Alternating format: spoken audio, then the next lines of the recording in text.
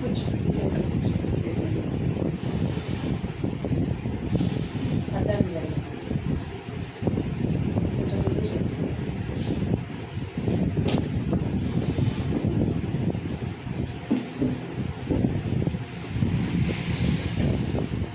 Today class వచ్చేసి eyebrows గురించి మనకి జనరల్గా తెలిసింది ఏంటంటే అందరూ వెళ్ళి ఏదో వాళ్ళకున్న దాన్ని బట్టి షేప్ని బట్టి చేసే వాళ్ళ బ్యూటీ పార్లర్లో ఎవరైతే ఉంటారో వాళ్ళకే డిసైడ్ చేసి వదిలేస్తుంటారు.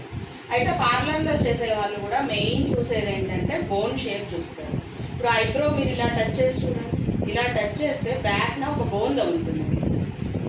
సో బోన్ షేప్ అనేది ప్రతి పర్సన్కి ఉంటుంది. అయితే ఆ బోన్ షేప్ని బట్టే మీకు అక్కడ ఐబ్రో అనేది మీరు పుట్టిన దగ్గర నుంచి ఒక డిజైన్ అనేది వస్తూ ఉంటుంది. అయితే ఐబ్రో షేప్స్లో కూడా రకాలు ఉంటాయి మనకి. సో ఉండే రకాలు ఈ 5 అన్నమాట. ఈ 5లో ఏదన్నా ఒకటి ఈ ప్రపంచంలో ఉన్న మనుషులందరికీ ఎక్కడ ఏ దేశమైనా ఎక్కడైనా సరే వాళ్ళకు ఉండేవన్నీ ఈ 5లలో ఒకటి ఉంటుంది. పర్సన్ టు పర్సన్ ఐబ్రో అనేది డిఫరెంట్గా ఉంటుంది. అందరికీ ఒకటే ఉంటుందని చెప్పలేము, అందరికీ డిఫరెంట్ ఖచ్చితంగా ఈ పర్సన్కి డిఫరెంట్ అని కూడా చెప్పలేము. 10 మందిలో ఇద్దరికి ఒకే టైప్ ఆఫ్ ఐబ్రోస్ ఉండొచ్చు, లేదంటే సపరేట్ ఐబ్రోస్ కూడా ఉండొచ్చు. అసలు ఎక్కడికి పోయినా సరే ఈ 5 ఐబ్రోస్ మాత్రమే ఉంటాయి. వీటికి కూడా ఒక పేరు అనేది ఉంటుంది. సో ఫస్ట్ మీరు చూసే ఈ ఐబ్రో పేరు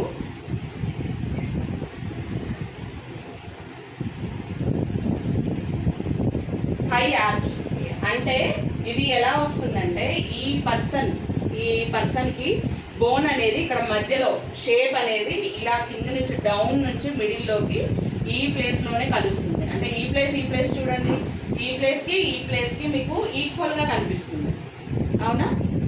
కొంతమందికి ఎలా ఉంటుందంటే షేప్స్ని బట్టి ఇది సగం ఉంటే ఇది 30, లేదా ఇది 30 ఉంటే ఇది హాఫ్, పావులా వంతు అలా డివైడ్ అయ్యి ఉంటుంది. బట్ ఈ ఆర్క్ వాళ్ళని మీరు ఎలాగ చూడాలి అంటే ఇక్కడ పైన అనేది ఈ షేప్ అనేది వస్తుంది. సో ఈ షేప్లో ఉన్న వాళ్ళకి బోన్ షేప్ ఇలా డిజైన్ అయ్యి ఉన్న వాళ్ళకి ఈ కింద షేప్స్ మీరు చేయకూడదు.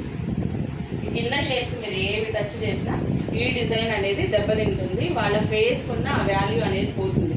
అయితే ఇలా డిజైన్ ఉన్న వాళ్ళు చెప్పే ఇంకొక పాయింట్ కూడా ఏంటంటే మాకు ఇలా వద్దు, నచ్చదు వాళ్ళకి ఏంటంటే నాకు ఈ డిజైన్ నచ్చలేదు, నాకు వేరే ఆమెను చూసిన పలానా హీరోయిన్ని చూసిన. సో వాళ్ళకి ఏంటి మంచిగా రౌండ్ కనిపిస్తుంది, చాలా బ్రాడ్గా కనిపిస్తుంది అనేసి ఆ డిస్కషన్ అనేది మన దగ్గర పెడుతూ ఉంటారు జనరల్గా. అయితే వాళ్ళు ఎంత డిస్కషన్ చేసినా ఆ ఉన్న షేప్ని దెబ్బతీయకూడదు. ఇది కొంచెం ఈ లెంత్ కట్ చేసుకున్నట్టయితే మనకి రౌండ్కి టర్న్ అవుతుంది. బట్ చాలా నాలెడ్జ్ ఇందులో ఉంటే తప్ప దాన్ని టచ్ చేయకూడదు. ఏ మాత్రం డిస్టర్బెన్స్ దెబ్బతిన్నా ఈ ఏరియా మిస్టేక్ అయిపోతుంది, ఆటోమేటిక్గా మిస్టేక్ అయిపోతుంది. అది రౌండ్ తిరగకపోగా హెయిర్ వన్స్ రిమూవ్ చేసిన తర్వాత మళ్ళీ హెయిర్ మనం తెచ్చి పెట్టగలుగుతామా? పెట్టలేము. సో ఆటోమేటిక్గా షేప్ అనేది తేడా వచ్చేస్తుంది. కాబట్టి ఎప్పుడూ కూడా వాళ్ళకి చెప్పినా సరే ఫస్ట్ ఇది చేసి చూపించండి. ఇది చేసి చూపించినా వాళ్ళు నచ్చలేదు, వాళ్ళకి ఖచ్చితంగా అదే కావాలి అన్నప్పుడు మీరు చాలా జాగ్రత్తగా ఈ పాయింట్ మాత్రమే మీరు ఫోకస్ చేయాలి. ఈ పాయింట్ మాత్రమే ఫోకస్ చేసి కొంచెం తగ్గించినట్టయితే, ఇక్కడ ఉన్న ఎత్తుని కొంచెం కట్ చేసినట్టయితే అది రౌండ్గా టర్న్ అవుతుంది. బట్ అది మీరు ఎంతో నాలెడ్జ్ పెంచుకొని చేతితో గ్రిప్పింగ్ తెచ్చుకొని షేప్ అనేది మిస్ అవ్వకుండా ఇక్కడ ఇటు లా వచ్చి మధ్యలో మిస్ అన్నది చేస్తే అప్పుడు ఏమవుతుంది? షేప్లెస్ అయిపోతుంది. అది రౌండ్ తిరగకపోగా షేప్ అవుట్ అయిపోతుంది. అలా షేప్ అవుట్ అయిపోయిన తర్వాత ఖచ్చితంగా కస్టమర్ మనల్ని క్వశ్చన్ చేస్తారు, లేకపోతే మనకి వర్క్ రాదు అని అనుకుంటారు. సేఫ్ సైడ్ ఈ డిజైన్ ఇలానే ఉంది మేడం, ఆర్క్లోనే మీరు బాగుంటారని చెప్పి వాళ్ళకు ఉన్నదాన్ని వాళ్ళకి వివరించినా వాళ్ళు కన్విన్స్ కాకపోతే అప్పుడు మనం రౌండ్కి దీన్ని టర్న్ చేసేయాలి. సో దీన్ని ఏమంటారు? హై ఆర్క్ అంటారు.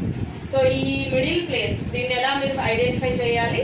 ఇటు హాఫ్ ఉంటుంది, ఇటు హాఫ్ ఉంటుంది. సో దీన్ని మీరు ఈజీగా ఐడెంటిఫై చేయొచ్చు. తర్వాత ఈ షేప్, దీన్ని ఆర్చ్. సో దీని ప్రాసెస్ ఏంటి? ఇది చూడటానికి మీకు ఒకేలా ఉందా? లేదు. ఎందుకంటే ఇది మీకు ఇటువైపు హాఫ్ డివైడ్ అయిపోయింది. సో ఇది వచ్చేసి మీకు 30 వంతు ప్లేస్ స్టార్టింగ్లో ఉంటే లాస్ట్ పావలా వంతు మాత్రమే డౌన్కి దిగింది. ఇది యాక్చువల్గా ఎక్కువ ఎక్కువ మంది ఇప్పుడు ఏంటంటే మనకి పర్మనెంట్ ఐబ్రోస్ చేయించుకుంటున్నారు చూసిరా, వాళ్ళు కావాలనుకునే షేప్ ఇది పర్మనెంట్ ఐబ్రోస్. ఇప్పుడు normal temporary eyebrows, general eyebrows ఏంటి, మనకున్న హెయిర్ని మనం తీసుకెళ్ళి మనకు వచ్చే షేప్ని బట్టి ఈ షేప్స్ చేయమని అడిగితే, పర్మనెంట్ ఐబ్రోస్ ఏంటంటే ఓన్లీ ఇప్పుడు ఈ మార్కర్ తోటి నేను ఎలా అయితే దీన్ని ట్రేస్ చేసి డిజైన్ చేశానో, సో అక్కడ ఏంటంటే ఇంకు తోటి కవర్ చేసేది కాబట్టి పర్మనెంట్ ఐబ్రోలో ఏ షేప్స్ అయినా సెట్ అయిపోతాయి వాళ్ళకి. ఎందుకంటే అది టాటూ లాగా కదా, రిమూవ్ కాదు అంత తొందరగా. 5 years మినిమం గ్యారంటీ కాబట్టి వాళ్ళు ఏ షేప్ అయినా వాళ్ళు తీసుకొని రాగలుగుతారు. కానీ ఒరిజినల్ ఐబ్రోస్ దగ్గరకు వచ్చేసరికి మీకు వాళ్ళకున్న షేప్ ప్రకారం, వాళ్ళకున్న హెయిర్ లెంత్ ప్రకారం మీరు చెయ్యాలి. సో దీని ఏంటంటే ఇక్కడికి వచ్చేసి 3/4 వంతు ఇలా వెళ్ళిపోతే లాస్ట్ 1/2 వంతు మాత్రం ఇలా డౌన్ వచ్చేస్తుంది. సేమ్ ఇక్కడ ఏ ప్లేస్ ఉందో ఇక్కడ అదే ప్లేస్. మీరు ఈ రెండింటిని కూడా ఇక్కడ మిడిల్లో ఎట్లా తీసాము, ఇక్కడ పైన ఎలా తీసాము, పైన ఎక్కడైతే కట్ అవుతుందో హెయిర్ మనకి కిందికి డౌన్ అవుతుందో కింద కూడా అదే పాయింట్లో డౌన్ అవ్వాలి. మీరేం చేస్తారు జనరల్గా అంటే, అమ్మో ఇదేంది ఇంత లోపలికి పోయిందని చెప్పి మీరు దీన్ని తీసుకొచ్చి ఇలా పెట్టారనుకోండి, అప్పుడు ఏమైంది, షేప్ అవుట్ అయిపోతుంది. మీకు ఇక్కడేమో ఇది మిడిల్ ఏమో ఇంతలా వస్తుంది, లాస్ట్ ఏమో సన్నగా వస్తుంది, ఇక్కడేమో మిడిల్గా ఎంత కావాలో అంత ఉంచుతాం.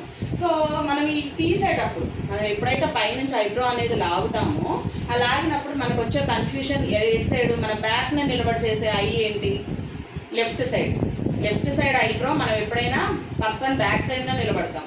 రైట్ సైడ్ ఐబ్రో ఎప్పుడైనా సరే పర్సన్ ముందుకు వచ్చి మనం ఐబ్రో చేయాలి. లెఫ్ట్ సైడ్ నిలబడ్డప్పుడు ఈ షేప్ని మీరు తీయడం చాలా కష్టం. ఇప్పుడు ఇదంతా మీరు చేసుకుంటూ వస్తారు, మీరు యారో మార్క్ పెట్టుకొని ఇదంతా కట్ చేసుకుంటూ వస్తారు, ఇది కూడా అంతే కట్ చేస్తారు. ఇక్కడికి వచ్చేసరికి మీకు అక్కడ ఒక లైన్ అనేది, అంటే దాంతోపాటు పైన ఉన్న దాంతోపాటు మీకు క్రాస్ అనేది కింద కూడా తిరగాలి. లేదు నేను అమ్మో హెయిర్ పోతుందేమో అన్న భయానికి మీరు ఇలా రౌండ్ చేసినట్టయితే ఖచ్చితంగా ఈ గ్యాప్ అనేది చాలా ఎక్కువ ఉంటుంది. అంత ఎక్కువ ఉన్నప్పుడు మీకు ఆటోమేటిక్గా షేప్ అనేది ఏమవుతుంది, పోతుంది, ఇంకా కొలాప్స్ అయిపోతుంది, ఆ షేప్ అనేది అవుట్ అయిపోతుంది. కాబట్టి ఎప్పుడు కూడా ఈ రెండింట్లలో మీరు చేసేటప్పుడు పైన ఎక్కడైతే మనం పాయింట్ అనేది తీసుకున్నామో, ఐబ్రో పాయింట్ అనేది వాళ్ళకి షేప్ బౌన్ షేప్ ఎక్కడైతే టర్న్ అవుతుందో, సో ఆ ఏరియాలో కింద కూడా అదే టర్న్ అవ్వాలి. సేమ్ పొజిషన్ ఏంటంటే లెంత్ మారొద్దు. వాళ్ళని ఫస్ట్ ఐబ్రో గురించి మనం ఏదైనా ఫస్ట్ క్లయింట్ కొత్తగా మన దగ్గరకు వచ్చారు, మన దగ్గరకు వచ్చినప్పుడు మనం వాళ్ళ ఫేస్ చూసాము, అర్థమైపోయింది. కానీ వాళ్ళు ఏం చేస్తారంటే ఎక్కువగా పెంచుకొని 3 నెలలకు 4 నెలలకు ఒకసారి చేయించుకునే వాళ్ళు కూడా ఉంటారు బాగా ఎక్కువయ్యాక. అప్పుడు మనకి షేప్ ఏం అర్థమవుతుంది, ఆమె ఇంతకుముందు ఏం షేప్ చేయించుకుందో మనకేం తెలుసు, ఎంత లెంత్ తీయించుకుందో మనకేం తెలుసు. కొంతమంది నైస్గా కావాలి, చాలా స్లిమ్గా ఉండాలి అని చాలా సన్నగా చేయించుకునే వాళ్ళు ఉంటారు. కొంతమంది చాలా బ్రాడ్గా ఉండాలి మేడం మాకు అని చెప్పేసి అనేవాళ్ళు ఉంటారు. వాళ్ళు ఏంటి జనరల్గా చెప్పడం మర్చిపోతారు, వస్తారు, కూర్చుంటారు, పార్లర్ చైర్లో కూర్చుంటారు, సో నాకు చేసేయండి అని అంటారు. మనం ఏం చేయాలి, ఫస్ట్ అలాంటి క్లయింట్లు ఎవరు వచ్చినా సరే ఆల్రెడీ చేసిన వాళ్ళకైతే మనం ఐడెంటిఫై చేయడం చాలా ఈజీ. ఓహో ఒకప్పుడు ఈమెకి ఇలా చేశాను అనేది మనకి గుర్తుండిపోతుంది. బట్ కొత్త క్లయింట్ అంత హెయిర్ ఉండి వచ్చినప్పుడు మనం అడగాల్సిన ఫస్ట్ పాయింట్ ఏంటంటే, మేడం మీకు బ్రాడ్ కావాలా, నైస్ కావాలా, నైస్గా చేయాలా, లావ్ ఉంచాలా, ఎంత ఉంచాలి అనేది ఫస్ట్ పాయింట్ మనం అడగాలి. అడిగినప్పుడు ఏంటంటే, లేదు మేడం నాకు లావే కావాలి అని అన్నారనుకోండి, వాళ్ళకి చూపించాలి. ఫస్ట్ ఎక్స్ట్రా అన్ని హెయిర్ అంతా రిమూవ్ చేసిన తర్వాత కరెక్ట్ షేప్ తీసుకొచ్చిన తర్వాత వాళ్ళకి మిర్రర్ ఇవ్వాలి. వాళ్ళు చూసుకున్న తర్వాత ఓకే నాకు ఇలా ఓకే, లేదు మేడం ఇంకొంచెం నాకు సన్నగా కావాలి, దీనికంటే కూడా కొంచెం సన్నగా కావాలి అని చెప్పినప్పుడు మళ్ళీ ఇంకొక లైన్ మనం రిమూవ్ చేయొచ్చు. బట్ ఫస్టే మనం నైస్గా చేసామంటే మళ్ళీ హెయిర్ వచ్చిందా, రాదు. వాళ్ళు రోజు లావుగా చూసుకున్న ఐబ్రో ఒకేసారి సన్నగా అయితే వాళ్ళు సాటిస్ఫై అవుతారు, కాదు. చూడ్డానికి వేరే వాళ్ళ దృష్టిలో వీళ్ళు బాగున్నా వీళ్ళు సాటిస్ఫై కాదు, ఎందుకంటే వాళ్ళు ఉంచుకునేది బ్రాడ్ లెవెల్ కాబట్టి. సో వాళ్ళు ఏదో హడావుల్లో వచ్చి చేయించుకుంటే మనకు నచ్చినట్టు మనం కూడా చేయడానికి వీల్లేదు. మనం కస్టమర్ని ఖచ్చితంగా అడగాలి, మీరు లావుగా ఉంచుకుంటారా, సన్నగా ఉంచుకుంటారా, ఎలా చేయాలి అనాలి. ఫస్ట్ ఎక్కువ హెయిర్ తీయకుండా మినిమం హెయిర్ మాత్రమే తీసేసి ఆ లెంత్ ఎంత కావాలో అంత చూపించి ఆ తర్వాత ఇంకొక ఐబ్రోకి వెళ్ళిపోవాలి. లేదు ఒక ఐబ్రో చేసిన తర్వాత వాళ్ళని అడగకుండా ఇంకొక ఐబ్రోకి వస్తే మనకేం అర్థమవుతుంది, అర్థం కాదు. సో ఖచ్చితంగా ఫస్ట్ ఐబ్రో చేసినప్పుడు వాళ్ళ దగ్గర డీటెయిల్స్ అన్నీ తీసుకున్న తర్వాతనే వాళ్ళ ఐబ్రో ఓకే అని అన్న తర్వాత మనం సెకండ్ ఐబ్రోకి పోతే సరిపోతుంది. సో ఇది వచ్చేసి ఎక్కడైతే మనకి టర్న్ అవుతుందో ఈ ప్లేస్ అనేది, ఈ ప్లేస్ మనం ఖచ్చితంగా గుర్తు పెట్టుకొని క్రాస్ అనేది తీయాలి. క్రాస్ తీయకపోతే షేప్ అవుట్ అయిపోతుంది. కాబట్టి ఇది వచ్చేసి బాగా 3/4 అనమాట. అంటే 3/4 ఏమో మనకి ఇలా పైకి ఉంటుంది, లాస్ట్ పావలా వంతేమో డౌన్ అవుతుంది. సో ఇది వచ్చేసరికి ఆర్క్, ఇది వచ్చేసరికి హై ఆర్క్. ఈ రెండు ఉన్న వాళ్ళు బాగానే ఉంటారు, అంటే మరీ ఓవర్గా కాదులేండి. ఈ రెండు ఉన్నోళ్ళు అయితే ఉంటారు, జనరల్గా కొంచెం ఎక్కువ మందే ఉంటారు. వాటిని బట్టి ఆ షేప్ని చూసుకోవాలి, అన్నీ చూసుకొని వాళ్ళకి లెంత్ ఎంత కావాలి. తర్వాత ఈ చాలామంది ఏం చేస్తారంటే ఇక్కడ హెయిర్ ఉంటుంటుంది, అంటే ఈ సైడ్న తర్వాత కూడా ఇదంతా హెయిర్ ఉంటా ఉంటుంది. ఏం చేస్తారు, ఇది కట్ చేయమని చెప్పారు కదా అని చెప్పేసి ఇదంతా కట్ చేసుకుంటూ వచ్చేస్తారు. అప్పుడు మనకి దెబ్బతినేది ఈ ఎడ్జ్ ఉంది చూసారా, ఈ ఎడ్జ్ ఐబ్రో చివరి డెడ్ ఎండ్ ఎడ్జ్ ఉంది కదా. సో ఈ డెడ్ ఎండ్ వీటితో పాటు రిమూవ్ అయిపోతుంది. అర్థమైందా? ఈ డెడ్ ఎండ్ ఉంది కదా, సో ఈ డెడ్ ఎండ్ని వీటితో పాటు కలిపి తీసేస్తాం. ఐడియా రాక ఒక అది కూడా వేస్ట్ హెయిర్ ఏమో అన్నట్టు గబగబా రిమూవ్ చేసే టైంలో ఈ డెడ్ ఎండ్ కూడా రిమూవ్ అయిపోతుంది. కొంతమంది చెప్తారు ఈ హెయిర్ కూడా తీసేయండి మేడం, నాకు కొంచెం అంటే ఈ పాయింట్ తర్వాత ఇక్కడ ఉండే హెయిర్ కూడా రిమూవ్ చేయమని చెప్తారు కొంతమంది. అలా చేసినప్పుడు మనం మీకు ఎక్కడ మిస్ అవుతామంటే ఈ డెడ్ ఎండ్ దగ్గర మిస్ అవుతాం. ఆటోమేటిక్గా ఇది వీటితో పాటు ఉన్న హెయిర్ అని బర్రెలు లాగేస్తాం. లేదా మనం ఈ క్రాస్ పొజిషన్లో పెడతాం, హెయిర్ అనేది ఏం పెడతాం, ఈ క్రాస్ పొజిషన్లో పెట్టి మనం లాగుతుంటాం. ఆ క్రాస్ పొజిషన్లో ఈ పాయింట్ దగ్గర ఈ డెడ్ ఎండ్ హెయిర్ అనేది ఉంటుంది. అప్పుడు ఏం చేస్తాం, లైన్ని మనం మధ్యలో ఆపలేము, మనం కూడా చూసుకోము, బర్రెలు లాగేస్తాం. అప్పుడు ఈ పాయింట్ దెబ్బతింటాం. ఈ పాయింట్ దెబ్బతినడం వల్ల ఏమవుతుంది, ఖచ్చితంగా షేప్ డిస్టర్బ్ అవుతుంది. చిన్న చిన్న పాయింట్సే ఇవన్నీ కూడా, చిన్న చిన్న పాయింట్సే, బట్ చాలా ఉపయోగపడే పాయింట్స్ అన్నమాట. మనం చాలా జాగ్రత్తగా ఐబ్రోస్ విషయంలో చాలా జాగ్రత్తగా ఉండాల్సిన పాయింట్స్ అంటే ఇవి. సో ఇది వచ్చేసి ఇదేంటి చెప్పగలరా? చెప్పచ్చు. ఎలా కనిపిస్తుంది ఇది మీకు? ఎలా కనిపిస్తుంది? ఇది రౌండ్, ఇది కొంచెం స్ట్రైట్ ఉంటుంది. స్ట్రైట్, ఇది స్ట్రైట్. సో ఈ స్ట్రైట్ ఎలా ఉంటుందంటే ఇది వచ్చేసి మీకు రౌండ్. దీనికి మీకు డిఫరెన్స్ అర్థమవుతుందా? అర్థమవుతుంది. ఈ కింద మీకు లోతుగా ఉంటుంది. ఇప్పుడు ఈ ప్లేస్ ఎలా ఉంది, రౌండ్ పొజిషన్లో ఉంది. సో ఇది ఎట్లుంది, సేమ్ అదే రౌండ్ పొజిషన్లో ఉంది. మీరు ఈ కొంచెం గమనించుకున్నట్టయితే ఎక్కడైతే రౌండ్ పొజిషన్ వచ్చిందో ఇది మొత్తం కూడా రౌండ్ పొజిషన్ వస్తుంది.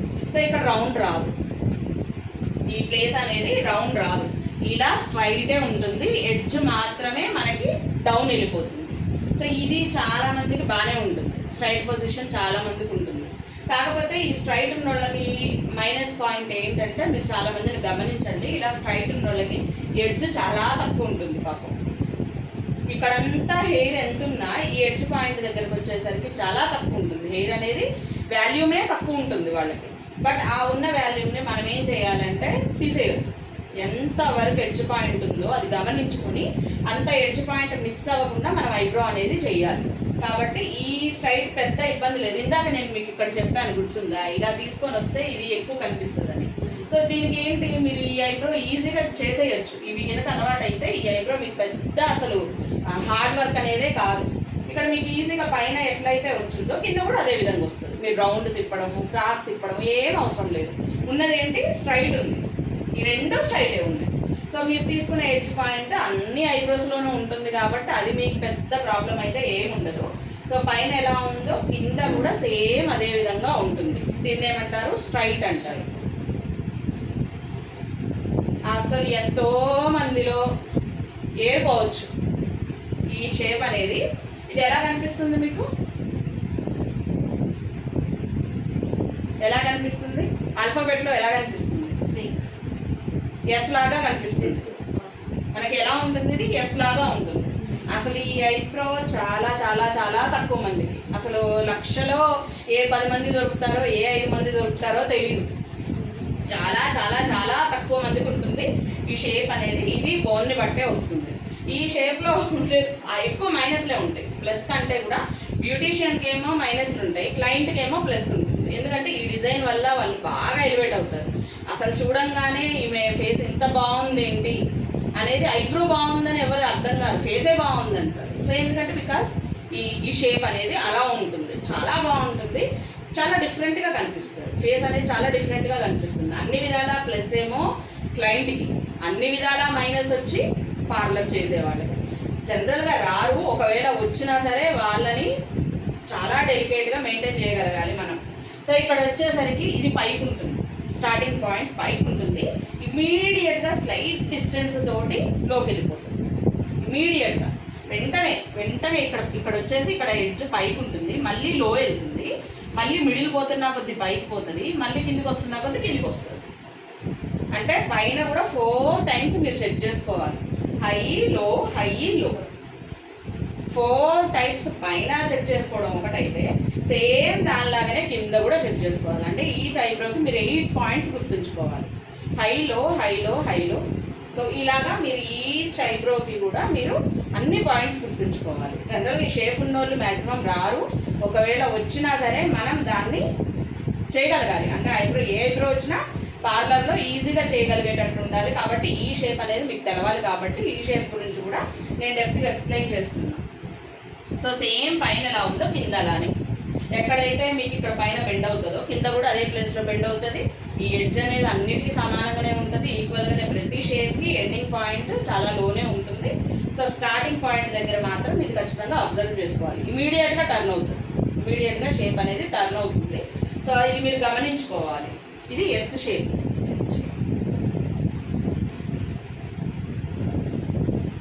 ఇదేంటి ఫైనల్ రౌండ్. ఫైనల్ ఇది రౌండ్. ఇది అసలు చాలా సింపుల్, మీకు ఇవి అలవాటైతే ఇది ఈజీగా సింపుల్. కాకపోతే దీంట్లో కూడా స్టార్టింగ్ కాబట్టి మీరు దీంట్లో హార్డ్ వర్క్ ఎక్కడ చేయాలి అంటే కింద చేయాలి. ఎందుకంటే ఈ రౌండ్ ఇది ఈజీగానే ఉంటుంది, కానీ ఈ ప్లేస్ ఏదైతే ఉందో రౌండ్ ప్లేస్ అనేది ఇక్కడ తీయాలి. ఇక్కడ ప్లేసెస్ అన్నీ ఎలా ఉన్నాయి, ఈక్వల్గా ఉన్నాయి. ఇక్కడ ఎలా ఉంటుంది, పైకి ఉంటుంది, షేప్ అనేది పైకి వస్తుంది. ఇది ఎలా అయితే పైకి పోయిందో ఐబ్రో అనేది ఫస్ట్ ఇది కూడా కింద కూడా పై లెవెల్కి వెళ్ళిపోతుంది. ఆటోమేటిక్గా మీరు ఈ ప్లేస్ థ్రెడింగ్ దగ్గర మాత్రం మీరు ఫోకస్ చేసుకోవాలి. ఫోకస్ చేసుకుంటూ పైన వచ్చే రౌండ్ని మీరు కింద కూడా అదే రౌండ్ తీయాలి. Same shapes. ఇప్పుడు మనకి ఇదంతా ఓకే, ఈ షేప్స్ అన్నీ మీకు అర్థమైనాయా? ఈ 5 షేప్స్ మీకు అర్థమైనాయా ఈజీగా? ఎవరు వచ్చినా అర్థమైపోయిందిగా షేప్స్.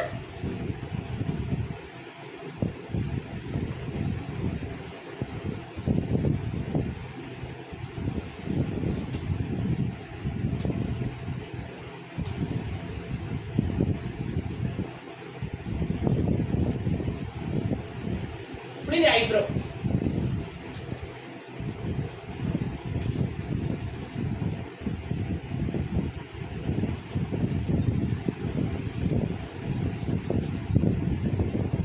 సో ఇది ఒక ఐబ్రో ప్యాటర్న్ ఏదైనా కానివ్వండి, మీకు అర్థమైంది షేప్స్ అయితే మీ అందరికి అర్థమైంది కదా. సో ఇక్కడ వచ్చేసరికి మనకి ఐబ్రో స్టార్టింగ్లో హెయిర్ ఎలా ఉంటుంది,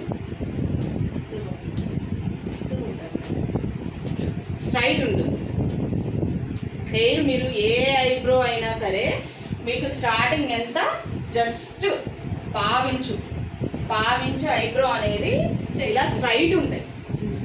పావించు ఐబ్రో ఖచ్చితంగా స్ట్రైటే ఉంటుంది, ఏ ఐబ్రో షేప్ అయినా తీసుకోండి. ఎంత పావించు గ్యాప్ తోటి మీకు ఇలా స్ట్రైట్ ఉంటుంది.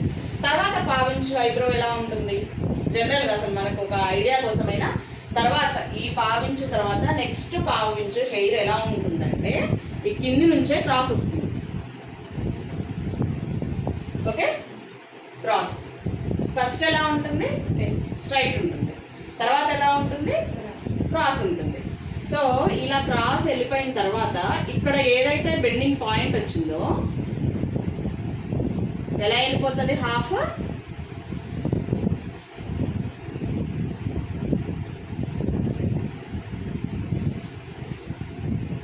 కింది హాఫ్ ఏమో సగం వరకు ఇలా క్రాస్ వెళ్తుంది, పైకి వస్తుంది. పైన హాఫ్ ఏమో కిందికి వస్తుంది. ఇప్పుడు చూడండి ఐబ్రో మీకు అర్థమైపోతుంది. సో ఇలా క్రాస్ వెళ్ళింది కాస్త ఈ మిడిల్ పాయింట్ నుంచి, అంటే 3/4 అంతా హెయిర్ పైన వస్తుంది, కింద వస్తుంది. కింద నుంచి ఇలా వస్తుంది హెయిర్ అనేది, పైనుంచి ఇలా క్రాస్ అవుతుంది. బట్ ఈ 2 పాయింట్స్ పైనుంచి హెయిర్ రాదు, పైనుంచి హెయిర్ అనేది రాదు, ఇలా పైకే లేస్తుంది. ఇదేమో పైకి లేస్తుంది, ఇదేమో క్రాస్ వెళ్తుంది. సో ఈ ఐబ్రో తీర్ అనేది మీరు ఖచ్చితంగా గుర్తుంచుకోవాలి. సో ఇప్పుడు మీరు వచ్చేసి రైట్ సైడ్ ఒక క్లయింట్ వచ్చి కూర్చుంది, రైట్ సైడ్ ఐబ్రో చేయాలి. అప్పుడు మీరు ఎటు సైడ్ నిలబడతారు? రైట్ సైడ్ ఐబ్రో చేసేటప్పుడు మీ పొజిషన్ ఎటువైపు చెప్పండి. ఇప్పుడు ఇది ఉంది, నేను ఇప్పుడు వచ్చి కూర్చున్నా, ఇటు ఐబ్రో చేస్తున్నారు, ఈ ఐబ్రో చేస్తున్నా రైట్ సైడ్ చేసేటప్పుడు. ఇప్పుడు నేను ఇటు పడుకున్నానా? పర్లేదు. ఫ్రంట్ రైట్ సైడ్ చేసేటప్పుడు మనం నిలబడాల్సిన పొజిషన్ ఎప్పుడు కూడా ఫ్రంట్. రైట్ సైడ్ చేసేటప్పుడు మనం నిలబడాల్సిన పొజిషన్ ఎప్పుడు కూడా ఫ్రంటే ఉంటుంది. Left side back. సో ఏ కస్టమర్ వచ్చినా మనం చేసే తీరు మాత్రం ఇదే. రైట్ సైడ్ ఐబ్రోకేమో ఫ్రంట్కి వచ్చేసేయాలి, లెఫ్ట్ సైడ్ ఐబ్రోనేమో బ్యాక్ వచ్చేసేయాలి. సో మనకి ఫ్రంట్ వచ్చినప్పుడు చాలా ఈజీ కనుక్కోవడం.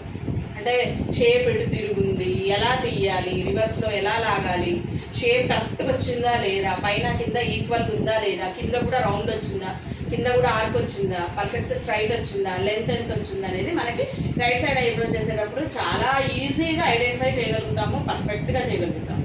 సో మనకు వచ్చే మైనస్ ఎక్కడ? లెఫ్ట్. మనం ఎక్కడి నుంచి చూస్తాము?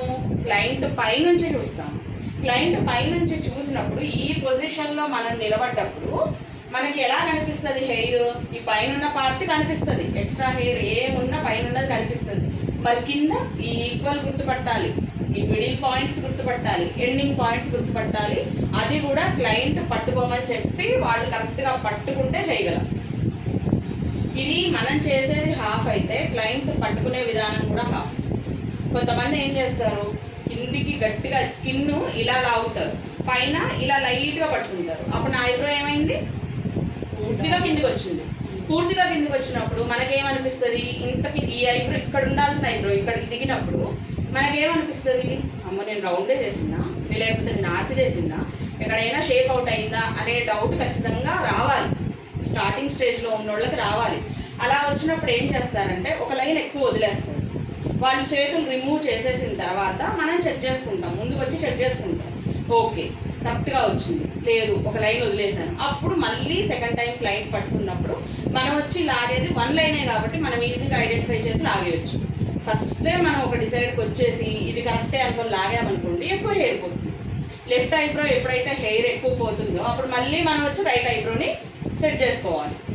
ఇప్పుడు వాళ్ళైతే చూడరు కదా జనరల్గా, సో మనమే చూస్తాం. మనం చూసినప్పుడు మనకి హెచ్చు తగ్గులు అనేది ఫస్ట్ మనం డిసైడ్ అవ్వాలి, ఏ పాయింట్లో ఎక్కువ ఉంది, ఏ పాయింట్లో తక్కువ ఉంది. సో ఈ పొజిషన్స్ అనేవి మన మైండ్లో బాగా ఉండిపోవాలి. ఈ షేప్స్ గుర్తుండాలి, తర్వాత దీంట్లో ఉండే ప్యాటర్న్ గుర్తుండాలి, ఎడ్ సైడ్ నిలబడాలి, ఎడ్ సైడ్ నిలబడకూడదు, థ్రెడ్ మూవింగ్ ఎడ్ సైడ్ పెట్టాలి, ఎడ్ సైడ్ నుంచి మూమెంట్ ఇవ్వాలి, ఎన్ని మెలికలు తిప్పాలి అనేది కంపల్సరీ. ఐబ్రో చాలా తక్కువ పోర్షన్, అంటే వచ్చే అమౌంట్ చాలా లెస్ అమౌంట్. పార్లర్ ప్రొఫెషన్లో ఐబ్రో అమౌంట్ అనేది చాలా లెస్ అమౌంట్. బట్ ప్రొఫెషన్ని ముందుకు తీసుకెళ్ళేది ఐబ్రో అనే చెప్తాను నేనైతే. ఇది చూస్తే అసలు ఈమె బ్యూటీషియనా కాదా అనేది అర్థమైపోతుంది. పర్ఫెక్ట్గా వచ్చేస్తే ఐబ్రో పర్ఫెక్ట్గా వచ్చేస్తే ఖచ్చితంగా వాళ్ళకి నాలెడ్జ్ ఉన్నట్టే. ఎందుకంటే దీనంత హార్డ్ ఇందులో మిగతాది ఏది అనిపించదు, కానీ ఇందులో వచ్చే అమౌంట్ చాలా తక్కువ. బట్ మనకు ఒక మంచి పేరు తీసుకొచ్చేది ఐబ్రోస్. సో దీంట్లో హెయిర్ ప్యాటర్న్ అయితే తెలిసిందా, హెయిర్ ఎలా ఉంటుంది ఏంటి, మనం ఎడ్ సైడ్ నిలబడాలి, ఎడ్ సైడ్ నుంచి లాగాలి. థ్రెడ్ గురించి నేను మీకు ఆల్రెడీ ఎక్స్ప్లెయిన్ చేశాను, థ్రెడ్ ఎలా పట్టుకోవాలి, ఎన్ని మెలకలు తిప్పాలి, ఎలా లాగాలి అనేది మీకు ఆల్రెడీ కొంచెం నాలెడ్జ్ ఉంది కాబట్టి. సో ఈరోజు షేప్స్ అండ్ ఈ డిజైన్ మీకైతే అర్థమైంది కదా. ఇంకేమైనా డౌట్స్ ఉన్నాయా వీటిలో? లేదా ఏమైనా డౌట్స్ ఉంటే చెప్పండి, నాకు గుర్తు తెచ్చుకోండి. ఏమైనా డౌట్స్ ఉంటాయి, డౌట్స్ రావాలి. డౌట్స్ రాకపోతేనే కష్టం. డౌట్స్ కంపల్సరీ రావాలి. మీరు ఎక్కడి నుంచి ఎటు నిలబడాలి ఏంటి మీరు గుర్తు తెచ్చుకుంటూ ఉండండి. మీరు ఎంత డౌట్స్ అడిగితే మీకు అంత క్లారిటీ వచ్చేస్తుంది. ఎప్పుడైనా సరే ఒక క్లాస్ జరుగుతున్నప్పుడు డౌట్స్ అనేవి చెప్తూ ఉంటేనే మనకు ఆ డౌట్స్కి సంబంధించి మీకు ఈజీగా క్లియర్ అవుతుంది. ఆల్రెడీ ఆ పోర్షన్ అప్పుడు జరుగుతుంది కాబట్టి మీకు ఆ డౌట్స్కి క్లారిటీ కూడా వచ్చేస్తుంది కాబట్టి మీకు టెన్షన్ ఉండదు. ఓకేనా? మీకు ఈ ప్యాటర్న్స్ అన్నీ అర్థమైనాయా? షేప్స్, ప్యాటర్న్ ఎలా చేయాలి, ఎటువైపు నిలబడాలి ఏంటి అనేది అర్థమైందిగా?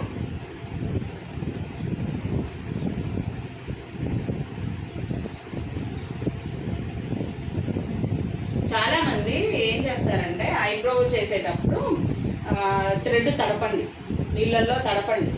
నీళ్ళల్లో తడిపితే మాకు నొప్పి ఉండదు. అంటే ఇంతకుముందు వచ్చింది ఆ చిన్న పుకార్ అనేది వచ్చింది. అయితే నేనేం చెప్తానంటే అసలు మనం ఆ ఐబ్రోకి ఇప్పుడు ఎవరన్నా ఐబ్రోస్ చేయించుకోవడానికి వచ్చినప్పుడు మనం చేసే ఫస్ట్ పాయింట్ ఏంటి? పౌడర్ అప్లై చేస్తాం. పౌడర్ ఎందుకు అప్లై చేస్తాం? మనం థ్రెడ్ ఈజీగా లాగడానికా? కాదు కదా. వాళ్ళకి ఏంటంటే ఐబ్రోకి మనం పౌడర్ అప్లై చేసేది స్వెట్, ఏదన్నా స్వెట్. ఇప్పుడు మనం నీళ్లు పోసుకున్నాం, చేతి మీద నీళ్లు పోసుకున్నాం. నీళ్లు పోసుకున్నప్పుడు హెయిర్ మీకు ఓపెన్ అయి ఉంటుందా, క్లోజ్ అయి ఉంటుందా? క్లోజ్ అయిపోతుంది. అక్కడ ఉన్న చిన్న చిన్న హెయిర్ కూడా మనకి కనపడదు, పూర్తిగా క్లోజ్ అయిపోతుంది. సో అలాంటప్పుడు మనం థ్రెడ్ తోటి తీసేటప్పుడు ఆ చిన్న హెయిర్ ఎక్కడి నుంచి కనిపిస్తుంది? అసలు ఉందనే తెలియదు. ఎలా కనిపిస్తుంది? కనిపించదు. అందుకని మనం ఏం చేస్తాం? క్లయింట్ రాగానే మనం పౌడర్ అప్లై చేసేది బయట నుంచి వస్తారు కాబట్టి వాళ్ళకి స్వెట్ అనేది ఉంటుంది. ఖచ్చితంగా స్వెట్, చెమట లేకుండా అనేది ఉండదు. మన బాడీకి ఖచ్చితంగా ఎంత ఫ్యాన్ కింద కూర్చున్నా, ఎంత ఏసీలో ఉన్నా కొంచెమన్నా చెమట అయితే పడుతుంది. కాబట్టి వాళ్ళకి ఆ పౌడర్ అనేది అప్లై చేస్తాం కాబట్టి అప్లై చేసిందే ఆ ఉన్న చిన్న చిన్న స్మాల్ హెయిర్ కూడా మనకి కనిపిస్తుంది. అలానే అక్కడ తడి లేకుండా మనకి థ్రెడ్కి వస్తుంది. కానీ కొంతమంది పెయిన్ తక్కువ అవుతుంది అని చెప్పి థ్రెడ్ని తడిపి థ్రెడ్తో చేయమంటారు. అక్కడ తడిపిన థ్రెడ్ మీ ఐబ్రో మీద మళ్ళీ పడితే వేసిన పౌడర్ తర్వాత ఆ పౌడర్ వేసిన ఉపయోగం కూడా ఉండదు. ఇప్పుడు మనకే కనపడదు. వాళ్ళకి ఆ నిమిషం షేప్ ఓకే అని అనిపించిన, ఎక్స్ట్రా హెయిర్ ఏం లేదు, నీట్గా ఉంది అని అనిపించిన, ఇంటికి వెళ్ళిన తర్వాత చూసుకుంటే ఖచ్చితంగా అక్కడ హెయిర్ ఏదో ఒకటి ఎక్స్ట్రా హెయిర్ అయితే ఉంటుంది. అది సర్వీస్ చేసే వాళ్ళ తప్పని కూడా చెప్పడానికి ఉండదు. కావాలని వాళ్ళు అడిగి చేయించుకున్నారు కాబట్టి. కానీ ఆ ప్రాసెస్ తప్పు. థ్రెడ్ని నీళ్ళల్లో తడపడం వల్ల నొప్పి రాదు అనేది అబద్ధం. ఖచ్చితంగా థ్రెడ్ని నార్మల్గానే ఉంచాలి. ఆ వచ్చిన కస్టమర్కి మనం పౌడర్ అప్లై చేయాలి. ఆ చిన్న చిన్న హెయిర్ కూడా పైకి రావడం వల్ల మన థ్రెడ్కి ఈజీగా కట్ అవుతుంది. పెయిన్ దానివల్ల వస్తుందని చెప్పలేము. పెయిన్ అనేది సెన్సిటివ్ స్కిన్ అనేది సెన్సిటివ్గా ఉండడం వల్ల పెయిన్ వస్తుంది.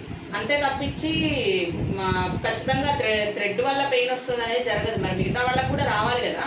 ఇప్పుడు 10 మంది క్లయింట్ మన దగ్గరకు వచ్చినప్పుడు ఒక క్లయింట్ పెయిన్ వస్తుందని అంటారు, కానీ 9 మంది పెయిన్ వస్తుందని అంటారు. ఎందుకంటే ఆ ఒక్క క్లయింట్కి సెన్సిటివ్ స్కిన్. సో వాళ్ళు పెయిన్ ఆటోమేటిక్గా భరించలేరు, చాలా సెన్సిటివ్. ఇది ఒకటి మైనస్. అయితే తడిచిన థ్రెడ్ ఎప్పుడూ కూడా ఫేస్ మీద పెట్టి రఫ్ చేయడం వల్ల స్కిన్ కట్ అయ్యే ఛాన్సెస్ ఎక్కువగా ఉంటాయి. మీరు గమనించండి, ఎప్పుడైనా తడిది మీరు ఇట్లా పట్టుకొని లాగండి. తాడు కానీ ఏదైనా మీరు ఇంట్లో తడపండి.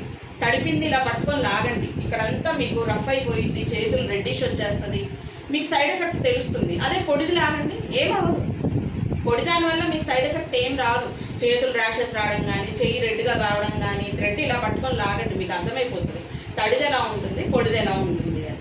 కాబట్టి ఎప్పుడూ కూడా అదనేది తడపాల్సిన అవసరం లేదు. థ్రెడ్ అనేది తడపాల్సిన అవసరం లేదు. ఖచ్చితంగా నార్మల్గానే వాళ్ళకి పౌడర్ అనేది అప్లై చేసి వేస్ట్ హెయిర్ ఏది ఉన్నా, చిన్న చిన్న స్మాల్ హెయిర్ ఏది ఉన్నా సరే అదైతే ఖచ్చితంగా రిమూవ్ చేయాలి. ఓకేనా? ఈ ఐబ్రోస్ మధ్యలో కూడా, ఐస్ మధ్యలో ఉండే హెయిర్ని కూడా రిమూవ్ చేయాలి. అది ఐబ్రో సెక్షన్లోనే one of the part. Compulsory మిడిల్లో మనం ఫోర్ హెడ్ కానీ, తర్వాత ఈ సెక్షన్ కానీ ఖచ్చితంగా మనం రిమూవ్ అయితే చేసేయాలి. అప్పుడే ఈ రెండు కూడా ఎలివేట్ అవుతాయి, బాగా కనిపిస్తాయి బయట. ఓకేనా క్లాస్?